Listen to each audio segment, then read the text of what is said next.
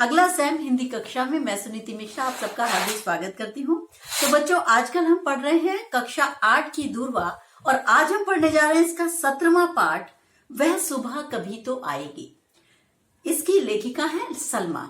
बच्चों, इस पाठ में भोपाल गैस त्रासदी जो हुआ था, जो भोपाल गैस कांड हुआ था, उसमें आप लोगों को पता ही होगा, उसमें इतने ज्यादा लोगों को, बहुत से लोग मारे गए थे और कैसे स्वास्थ्य संबंधी समस्याएं हो गई थी, उसी समस्या की ओर इंगित करते हुए ये पाठ हमें बताया गया है। तो पढ़ते हैं, वह सुबह कभी तो आएगी। ये एक बच्ची है जो सलमा है, वो उसने पाठ जिसने लिखा है वो बता रही है कि जब वो छोटी थी तो क्या क्या उसके साथ हुआ। मैं बहुत छोटी थी जब गैस रिसी थी।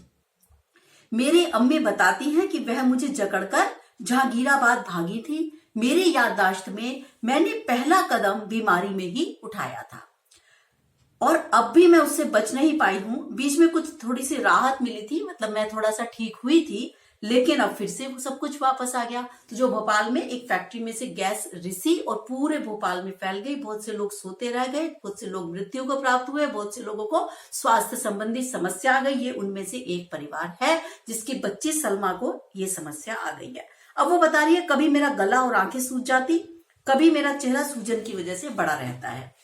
मेरी सांसें, गले से अंदर ही अंदर खून बहता है। मेरी सांसें बुरी तरह फूलने लगती हैं। मैं होशो हवास खो देती हूँ। मेरे बदन पर लाल लाल धब्बे हैं। शुरू में धब्बे 1-1 रुपए के सिक्के जितने बड़े थे, कॉइन जो 1 रुपी कॉइन होता है उतने बड़े थे, पर अब ये छोटे हो गए हैं।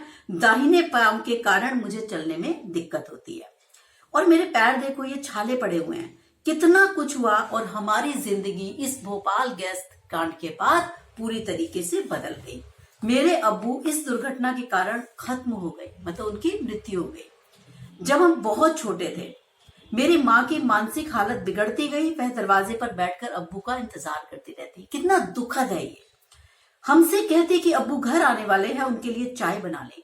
वह उनके पैरों की आहट सुनती और चिल्लाकर कहती कि वे आ गए हैं। मतलब जो उनकी माँ है वो मानसिक रूप से विक्षिप्त हो गई और हमेशा उनके अब्बू का इंतजार करती रहती। तो बहुत दुख की बात है, बहुत बहुत दुख की बात है ये। और हम जब उनसे ये कहते बच्चे कि अब्बू मर चुके हैं, तो हमसे कहती ऐसी बातें नहीं करते। अगर हम ऐसा नहीं कहते या अगर हम ऐसा फिर उन्हें समझाने की कोशिश करते तो भी वे हमें मारती। हम उनसे कहते जब हम बड़े हो जाएंगे तब हम तुम्हारी देखभाल करेंगे। डॉक्टर लोग हमसे कहते कि अपनी माँ को खुश रखा करो। उनकी हालत देखकर कह रहा है, हम बच्चों से बिना रोए नहीं रहा जाता था। कुछ महीनों तक ऐसा ही चलता रहा। धीरे धीरे किसी तरह अम्मी ने अपने को संभाला। शायद इस एहसान ने उन्हें ठीक होने में मदद की कि उन्हें ही कुछ उपाय करने होंगे ताकि हम सब जिंदा रह सके। फिर क्या हुआ कि धीरे धीरे करके माँ को लगा कि यदि मैं ही अपने आप को नहीं संभालूंगी तो बच्चे किस प्रकार से संभलेंगे। तो सलमा की अम्मी ने खुद को संभाला और धीरे धीरे करके उन्होंने काम करना शुरू किया। मेरे अब्बू की एक दुकान थी और किसी ने उन्हें समझा बुझाकर वह दुकान 500 रुपए में बिकवा दी। मतलब किसी ने फायदा उठाया इन लोगों की मजबूरी का। जब तक वह पैसा चला हमें खाने को मिला। फिर मेरी अम्मी कितनी जगहों पर गई, हर जान पहचान वाले के पास उधार मांगने।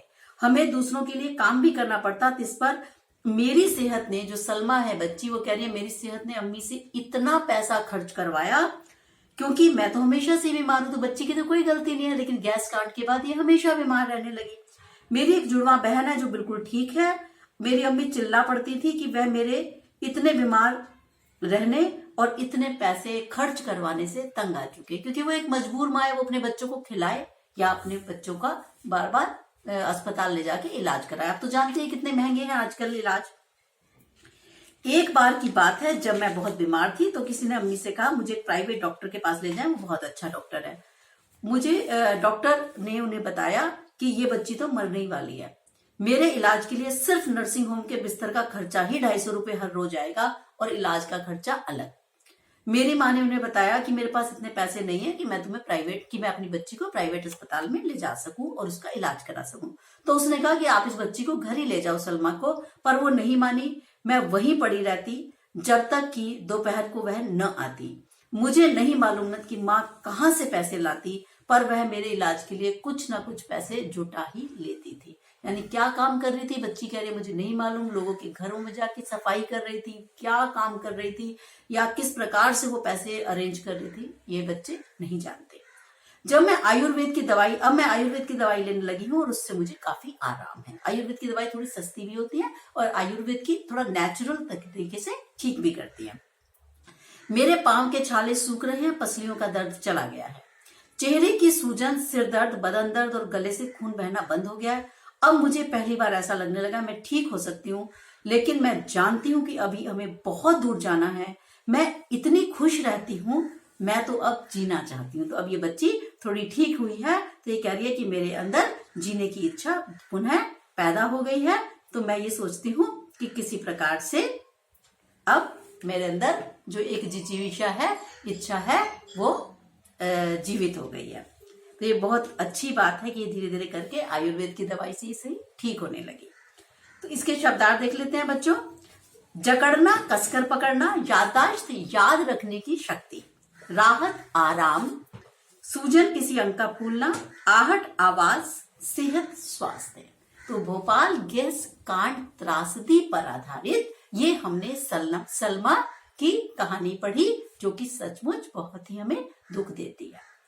ठीक है, तो इस प्रकार से हम इससे ये भी जान सकते हैं कि किस प्रकार से हमारी जो जिजीविषा है, जो हमारी इच्छा शक्ति है, वो हमें किस प्रकार से पुनर्जीवित कर सकती है और मुसीबतों में भी हमें हार नहीं माननी चाहिए। तो इसके साथ ही मैं इस पाठ को समाप्त करती हूँ। अब हम मिलेंगे अगले पाठ के साथ, तब तक के लिए नमस्कार।